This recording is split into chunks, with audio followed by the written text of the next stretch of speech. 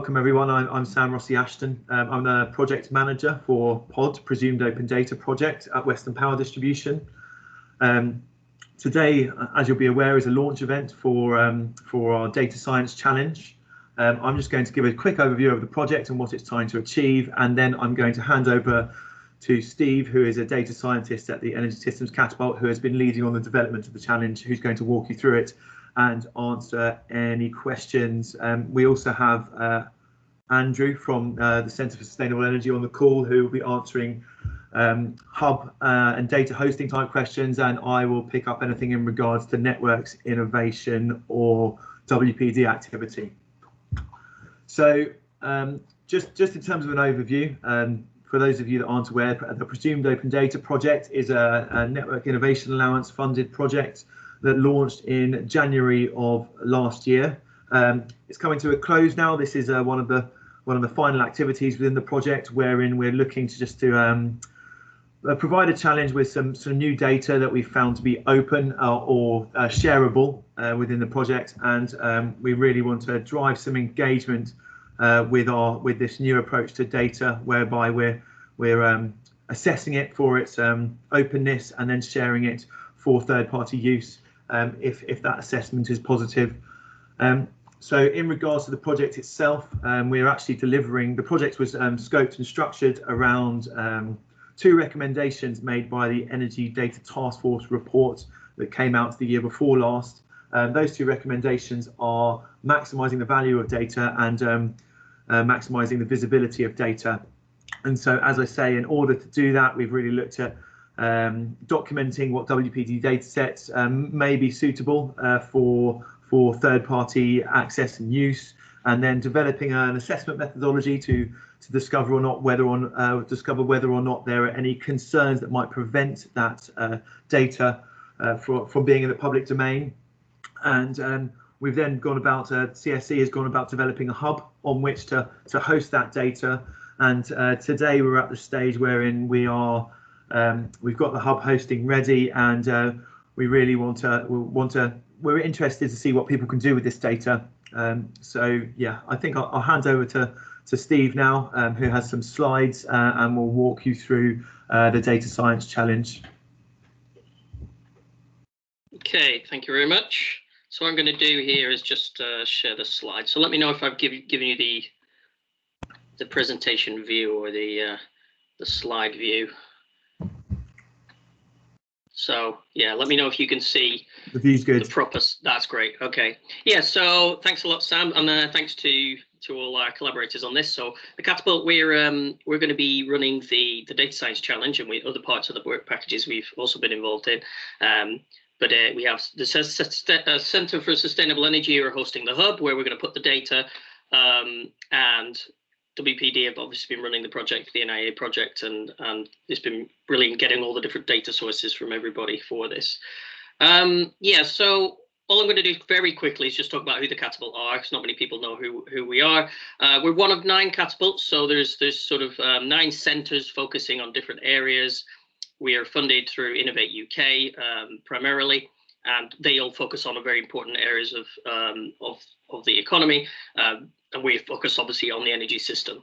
Then we have other ones like the offshore and renewable energy, we obviously work with occasionally, and then digital and connected places. And the idea is to sort of bridge the gap between, all different areas of the sector, so academia, commercial, government, and really help sort of drive innovation in those areas. And that's a lot of the work we do is with small to medium enterprises as well, to help them get their innovations off the ground. We've grown quite a lot in the last 5 years, so there's about 200 now in the company, and that's grown a lot since I've been there in about 3 years. When we were in offices, we were based in Birmingham, and we have a smaller hub in Derby, and we do lots of different sort of projects and research. What we do a lot of is sort of demonstrations. So we have in the digital team a living lab where we can test innovations in real homes. And obviously, as you may have heard from Sam before, we are also doing the Energy Data Taskforce, which is sort of what's some of the basis of this project in terms of making data open. So if you're interested in learning more, then please get in contact. But I just wanted to give us a little overview about who the Catapult are. Okay, so I'm going to talk, go through lots of this material here. Don't worry, we're going to share all this later. We're going to have some documentation as well. So there'll be further details in there. So that if there's anything that that you isn't clear, then hopefully it'll be clear in those documents. But if not, then please get in contact. Okay, so the motivation for this this project is to also focus on an application. So there's many data science challenges out there. Some of them are focused purely on the machine learning algorithms. Although that's kind of important for this, we want to make sure that those machine learning algorithms are obviously tailored towards the application. And one of the main goals is also to try and demonstrate the value of releasing this data, and hopefully drive more innovation there. So we are interested in things like what techniques are really important, what data sets drive maybe the most value. Is there features that can be extracted from those data sets, which also make things much more, which improve performance, and also about what other data, how much of that data is really needed to do what we want to do. So it's not, also to mention, we're not necessarily looking for perfect realism here, of course, but the project has been designed to be as close to a real problem as we can, while trying to still maintain a challenge framework. So the setting, the sort of background that we've put this project in is obviously what many people are familiar with, is this idea that as we increase the number of low carbon technologies on the network, this will also drive more strain on the networks, and certainly for DNOs like WPD, there's a concern that maybe too much distributed generation or too much electric vehicles or heat pumps could increase the uncertainty of the demand and generation there, and maybe lose some security on those networks. This is also quite an expensive thing, which means it comes down to the customer ultimately, which means, there is a potential by doing some smart things that we could save quite a lot of money rather than just sort of digging up the ground and putting more cables in. And so this project itself is focused on batteries as one way to potentially avoid network reinforcement. So we have a scenario here where we've got a battery, and that's going to be connected to a primary substation. We will show you a bit more about the data later. And we've also got a solar farm adjacent to it. And the idea is to try and, first of all, reduce the peak demands on the evening for that demand state substation, and at the same time utilize as much solar renewables as possible. So there's a twofold problem here: is how can you make sure we're using as much renewables as possible, but also reducing the peak. And this isn't maybe just locally to that. You can see a scenario where if there's lots of substations doing that, there'll be an aggregation problem where there's far too much solar being aggregated at the times when demand isn't being used. And what we're going to do is we're going to set a challenge where we give you a week of data, and you have to try and solve a problem about that. Solve that problem for 4 or 5 tasks weeks. So there's 1 practice week and 4 assessed tasks, and I'll go into that later. So if you want to put it in other words, this is essentially a constrained optimization or control problem, but there's uncertainty because what we're not going to be able to do here is you won't be able to see what the demand and the generation is in that week. We'll give you only the historical data up to that date, and therefore there's that degree of uncertainty of what the demand will be. Okay, so here's an example. What I've done here is just done one where we have perfect knowledge. Here we have the solar generation example for 2 different days, and on the bottom we have the demand, both the typical demand, and then this is the total demand from the storage device and the feeder, and then sort of we're just discharging during the evening period to give you a peak reduction on each day.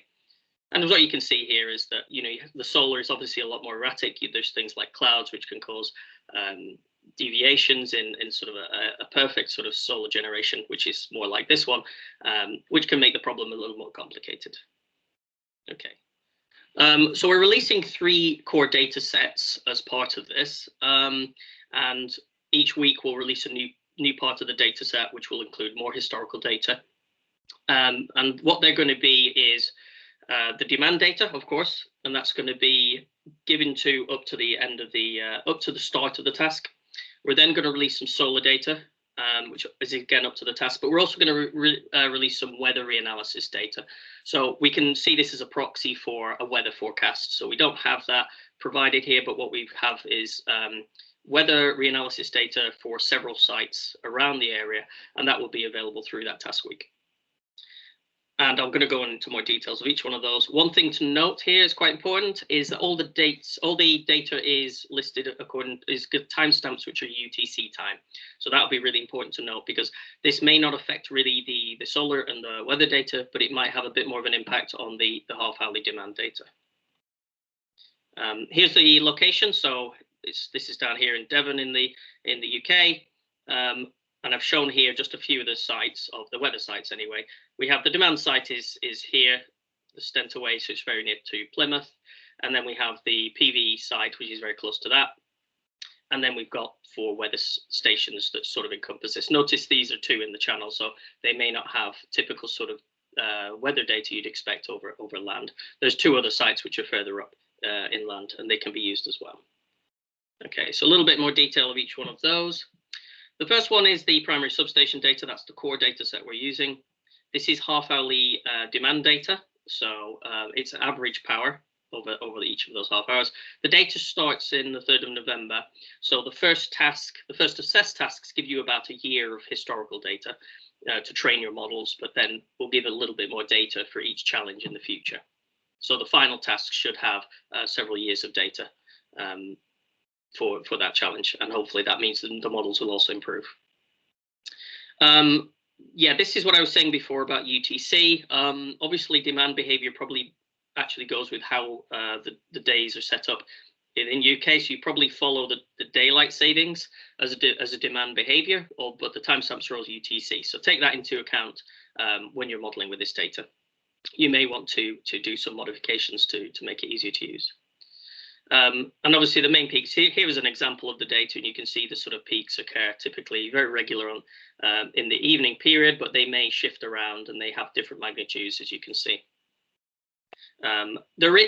We've chosen all this data to be relatively clean, but there's a small amount of extreme values or missing values. There's not too many because we wanted to make sure that the participants didn't spend too long cleaning it, but there's a few in there, and we've not very many, but we've left those in, so you can treat them how you wish to. The second main data set is the photovoltaic data, I should say. That consists of 3 data sets. So we've got the average solar output. This is half-hourly data again. This is average power. We also have the average irradiance, and as you can see, the irradiance measured locally to the site is very close, is very correlated to the average solar output. And then we also have the panel temperature. And one thing to note here, of course, is that the temperature of the panel will vary according to the weather, but it probably will be very different to the ambient temperature in some cases, although it will be correlated. It will probably be hotter than the ambient temperature during hot days. But it may affect the performance of the PV output, so it might be an important variable, and you can analyze that and see if there's anything in there. Again, the data starts similarly, and we'll release more data as the challenge goes on. Again, this is a relatively clean data set, very few missing values, but you may want to add a bit of pre-processing to that. And finally, we've got the weather data. So we got an openly available data set from NASA's MERA-2, which is a reanalysis data set. Now, this will be provided through the week period. So if you believe weather has an effect on the demand or PV outputs, we've provided the irradiance, which is equivalent to the irradiance we saw with the PV data set, and the temperature, ambient temperature, surface temperature, I should say. And that's at hourly resolution. So it's a little lower resolution than the other data sets, but it will give you an idea of what the weather will be. And there's 6 sites. I showed 4 of them in the map earlier, but there's 2 other sites which are further north. And I've given all the locations are given in terms of latitude and longitude in the document. So watch out if you're interested in the exact location; those will be in there. This is a longer data set, so there's a lot more history for this. So more training can be done on the earlier data sets than the other ones. So I'll go in detail a bit. So just so everything's a little bit more rigorous. When we're going to say minimize the peak, what we're going to mean there is the period from 3:30 p.m. to 9 p.m. The biggest peak will probably occur a little later than 3:30, but we do want to minimize as much of the peak throughout that period as possible. And then you can charge the battery device as much as you like between midnight and 3:30 on the day, on each of the task days. And so I'll go into the sort of the mathematics a little bit of what precisely we're looking for. So if we actually knew the actual demand over the current day, so we've got 7 days in the test week, what you're after doing is finding a charging profile which will minimize the peak period. So if we have what we mean by, sorry, I should say here, k equals 1 will mean the period from midnight to 12:30 a.m. on the current day. So what we want to do is find this charging schedule here, which will minimize the peak in the evening period we've defined here. And what that just means is this formulation here. So we're saying the max over these indices, 32 to 42. We're trying to minimize this using all feasible charging profiles. So I've just denoted here, this calligraphy B here is all of the feasible battery storage profiles, your charging and discharging profiles you're allowed on that day. And what makes a profile feasible is based on the constraints. I've mentioned briefly earlier, but what first constraint we're having is we're limiting how much you can export and import in any half hour. So we've got a minimum and maximum import and export from the batteries, which we've set as 2.5 megawatts as a maximum, and a discharge of 2.5 megawatts as the minimum. Obviously, of course, you can't charge the battery beyond its capacity, but you also can't discharge more energy once it's empty. So we also have the limits where the total charge in the battery is always less than 6 megawatt hours, but always you can't go beyond empty. And the relationship between the charging rates and the capacity, of course, is the total charge in the battery at the next time step is just the capacity at the current time step plus whatever's charged, what energy is charged into there. And the 0.5 there is just to convert the megawatts into megawatt hours because we're looking at half hourly periods. So, and then we've got a couple more constraints which are just to make the challenge a bit easier to assess and to understand the constraints of where you're allowed to charge and discharge. We're only going to allow charging in the period prior to 3:30, i.e. the indices 1 to 31, and only discharging is going to be allowed in this evening period from 3:30 p.m. to 9 p.m., which is the indices 32 to 42. Also, we're going to make sure the battery is empty at the start of each day because it gets a bit more complicated to understand the proportions of what energy is in the battery at that point. So this should be the case anyway if you've discharged all the energy over the peak period. So we're going to set so this just means CD1 is equal to 0 for every day in the test week. Finally, we have there's the peak reduction, but the second component of this is also to try and use as much solar energy as possible. The rule is very simple. What we're going to do is if some energy is requested from the energy device at 1/2 hour of the day, i.e. this is positive, then we're going to charge as much energy from this that is generated from the solar PV first, and anything remaining goes from the grid. So what we're saying is if PDK total is the total PV generated at that half hour K, then one of two scenarios occurs. If the battery attempts to charge an amount of energy which is less than the amount that's generated from the PV, then all the energy comes from the solar. However, if you want to charge more than comes from the PV, then we store all of the PV that's generated, but also then we have to take the extra bit from the grid. And then we just calculate, we just add up how much for each day, how much energy came from the storage device, and divide that by how much energy we stored in over that period, and that's the proportion. And that's going to be becoming part of the scoring function. I'll just introduce that now. Yeah, so what we're going to do is score each day of the task week, and it's just going to be the peak reduction that is produced, and that's defined here. So that's the original peak before we did any charging or discharging, and then this is the peak after you've discharged the battery over the evening. And so we just calculate the percentage difference, and that becomes that figure. And then we weight it according to how much proportion of energies comes from the solar PV generation. So we've calculated that earlier, so that's just that proportion we saw in the previous slide here. And then we have the proportion from the grid. And since these two sum to 1, so they're related by this here. And finally, we weight the proportions. So the scoring here is relatively basic, but and the details are in the documentation we'll send out later today.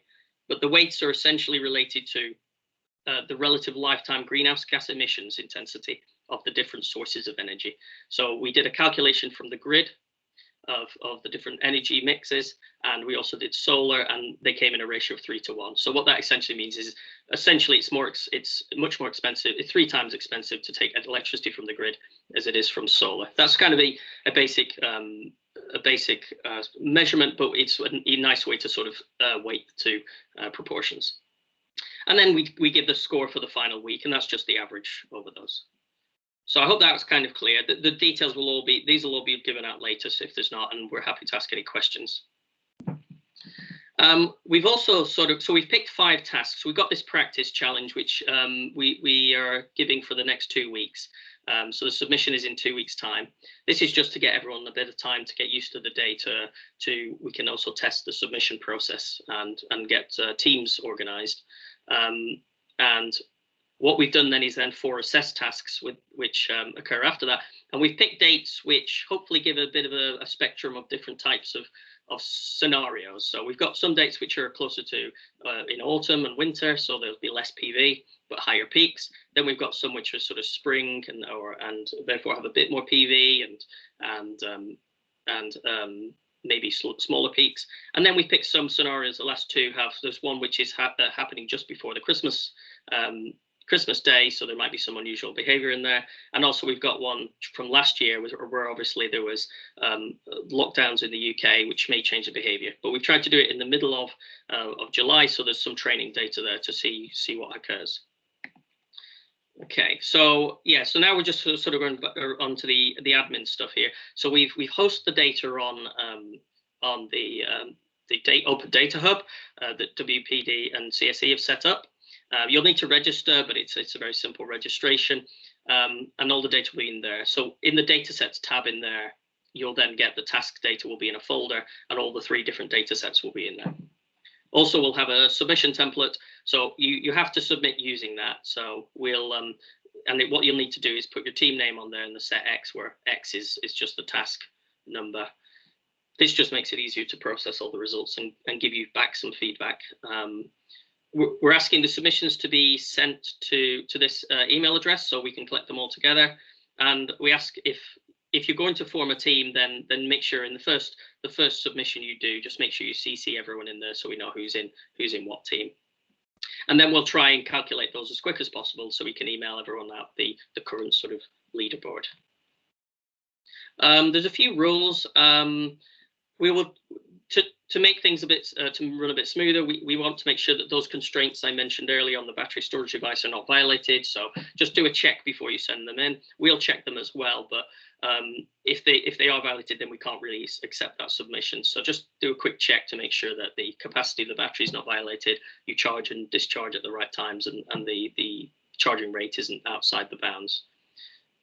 Any members, so everyone here is probably registered, but if anyone else, teammates or colleagues would like to join, then please register. We'll probably close the registration down next Thursday, so please do so before then.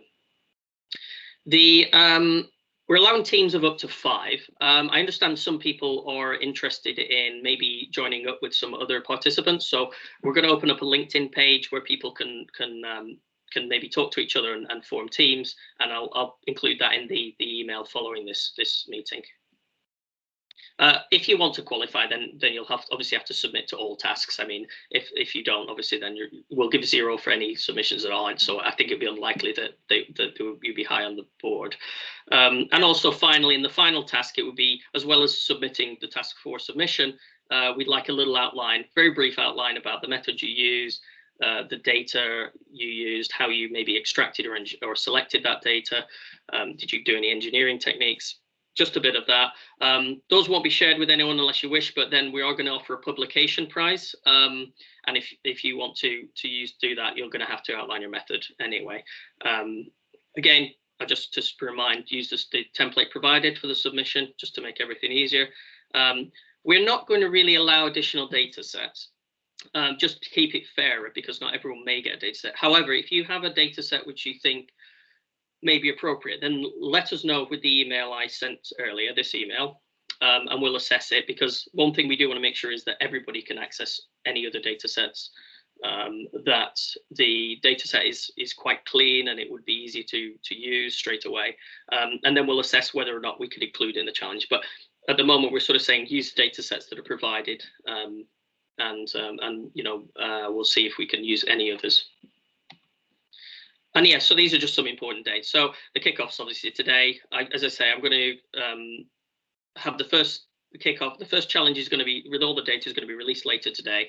And in 2 weeks' time, that's the submission deadline. Then we're going to release a challenge every week or so. But actually, the first task, we're going to, again, give a little bit more time, just to give people a lot of time to analyze and develop their models. And then it's weekly tasks from task 2 onwards. And then mid-March, we should be able to announce a winner, and we'll have an event where people can present their methods, and we can award the prizes. So just some last things as well. Yeah, so again, I'm going to check the constraints, and make sure the battery starts at 0 each day. So that, you know, there's just some, make sure these are in there, because it will make everything a lot easier and smoother to run. Please use the test challenge. You know, we're only going to allow 1 submission per task for feedback, so make it count, but also make sure you use the test challenge, so then we can give some feedback. And we're going to include a benchmark in there as well, so you'll be able to compare. The benchmark will simply be assuming last week as this week, and then do charging on that. The details will be in the documentation. Yeah, make sure to keep a note of the daylight savings information. That could make a big difference in terms of this could make a big difference in terms of the demand data. As I say, there'll be a shift when daylight savings comes in March, and then you shift back to UTC when October comes. I'll set up a LinkedIn page later, so please sign up to that, and we can use that as a discussion. If people could use that page and not discuss the methods, but we could talk generally about if there's any issues with data or submission and things like that. And of course, you can use that to create teams. The Energies Journal is this special issue, which I'm a guest editor on, will be used for the publication of the prizes. I do encourage anybody who, even if they don't, if they haven't got the free submission, I would encourage them to publish that, because we'll be writing an editorial, and then we can then link to that and keep it all within the same context.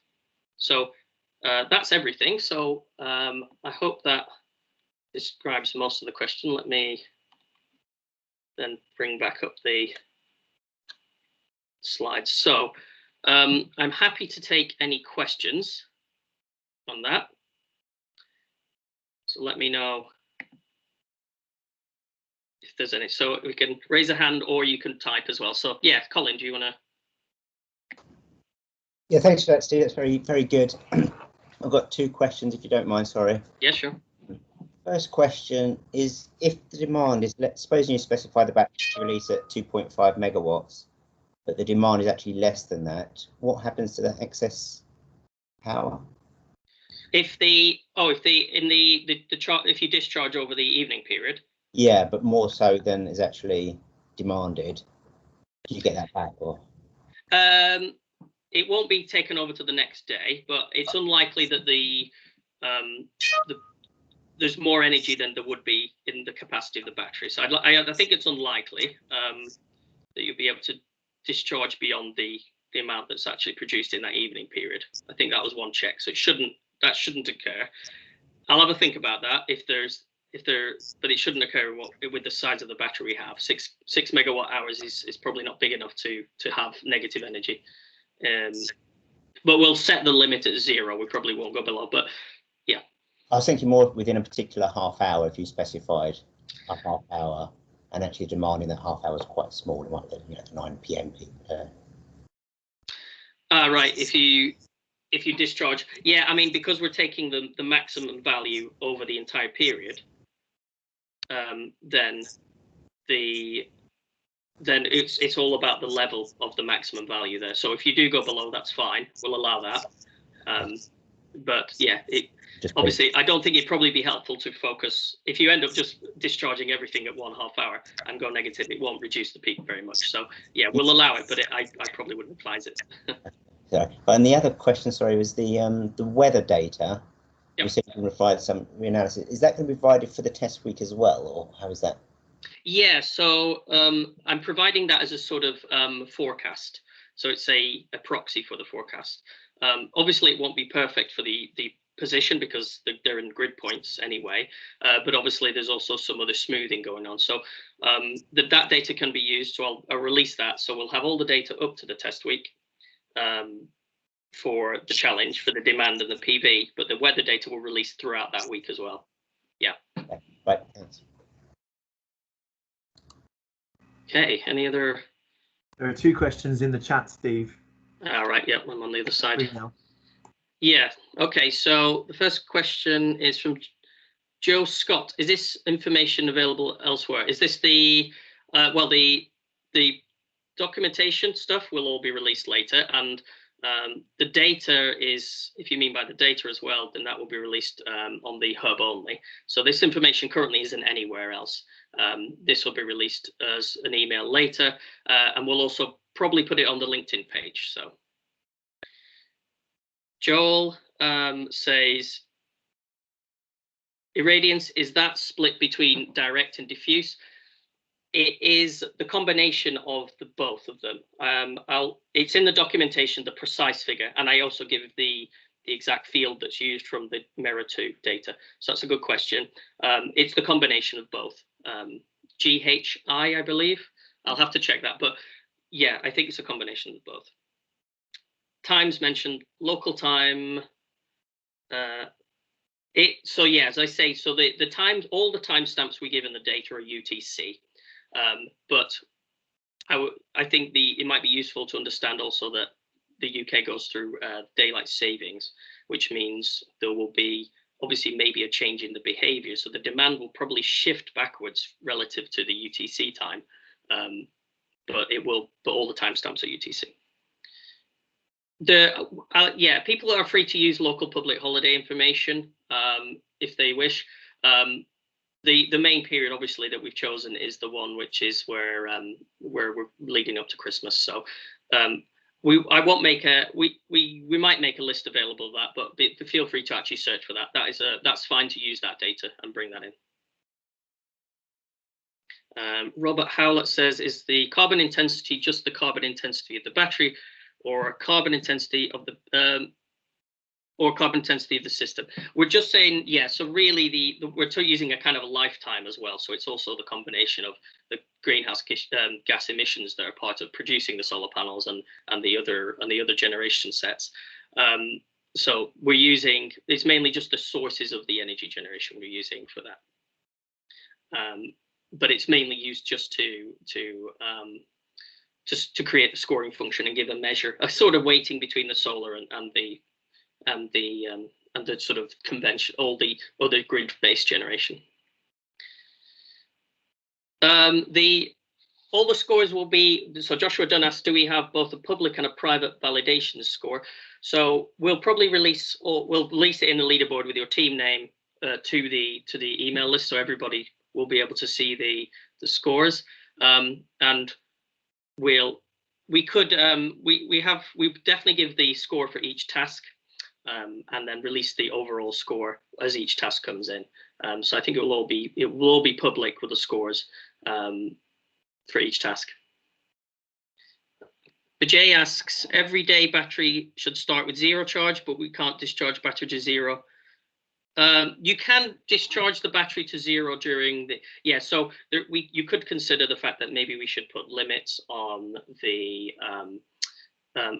maximum charge and discharge to obviously not degrade the battery, but here we're allowing you to go to the limit and the bottom.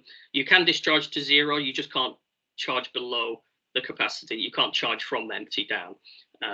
So yeah, so you should start with 0 at the start of the day, but then you should charge up the battery using the solar generation, that when you think it occurs, so the timing and the magnitude, and then also then discharge the battery during the period. You can discharge it to empty if you like, but not beyond empty.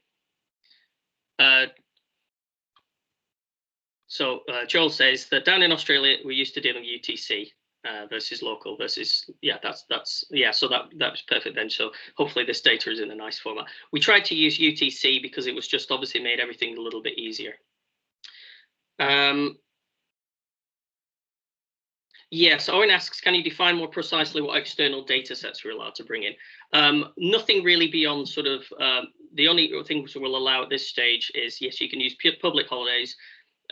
You can use, obviously, days of the weeks is allowed. You would be allowed to use particular events if you think they're useful, but no other energy data, no other weather data or anything like that. Please, we'll have to consider other ones, but certainly you can use ideas about public holidays. If there's any other information you'd like to use, please email or use the LinkedIn and we can discuss about that. Fraser asks, does the battery system have a round trip efficiency? Yeah, we're not worrying too much about the battery itself. So as I said, we want it to sort of be semi-realistic, but we're sort of ignoring that idea of, about whether or not, we're not looking at the degradation of the battery or anything like that. Ian asks, will you share the recording of this session so we can pass on to those who could not? Yes, certainly. So we'll be emailing that around later. And Joe Scott asks, what about public sharing of code, for examples? We've not really considered about sharing code. The data sets, no, within the team, I think you can share. We'd probably prefer people not at this stage. We can discuss that, but I think at the moment we prefer people to work within their teams, and the data's in a CSV format, quite simple. So there shouldn't be a problem with it, at least importing it into your programming code of choice. I know there's a couple of hands up as well. So Mark Walton Hayfield, if you want to. Hi, Stephen. Thanks very much for the overview. Very interesting. I'm just sort of wondering, because there hasn't really been any reference to it per se, but are there some terms and conditions or anything like this that this event is bound by? I may have missed it, but I'm just wondering about that and related to that IP and things like that. If you see what I mean. Yeah, it's a good question. The data certainly is open. I mean, that's one of the objectives is obviously that WPD are releasing some of the data. Nobody will be obliged to release that data. Maybe Richard could actually Richard's got his hand up, so maybe he'd be better. No, he's gone. But yeah, I was just going to add on that, Steve. Yeah, so this is a project that's being run under the NIA framework by WPD. So any of your contributions here is IP that you own. There's no transfer of IP to WPD or the Catapult or CSE for that matter. You own it all yourself. If you are successful and you want to publish as part of the academic journal, you'll be expected to obviously describe your methodology, and obviously you're giving away something there, but that's a separate agreement between you and the journal. Yeah, so, no, that's great, Richard. That makes perfect sense. So I hope that'll be the case, but I just wanted to check. Great. And there's also the open data license document on the hub itself. You can download. Fabulous. That's great. Yeah, it's a much better answer than I could give. So, and then Colin, I think you got your hand up. Or is that just left over from before? Sorry, just left over. That's fine. I think I've got another question in the meeting chat. Now, Jez says, could the dataset be used for other publications out of this challenge? Yeah, I don't see why unless some of you may have more information on this, but I don't see why that if the data is being made open. I think there's a data license, as Andrew mentioned. Yeah, so the idea behind the Open Data Hub and the project is that this is I mean, we're looking to publish a lot more, but this the analogues that we're publishing for the Data Science Challenge are deemed open as per the project's assessment methodology, and so we'll be the data in accordance with the license. You can use as long as you're within the license terms, then you're allowed to use it for whatever you want.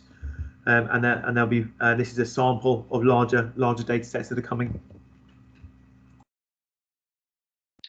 Thank you very much, Sam. And then Owen asks, is the PV data net electricity export at the endpoint or metered generation data? There's no self-consumption being used from the export, so this is from a solar farm. It's the situation has sort of been, they're not connected directly, and obviously we've generated the scenario, so no, the PV is just purely the metered generation data coming from the solar farm. Okay, I think that might be all the questions. I'll give a few more, a minute or so, if there's anyone else or has put their hands up or has something they want to put in the meeting chat. Just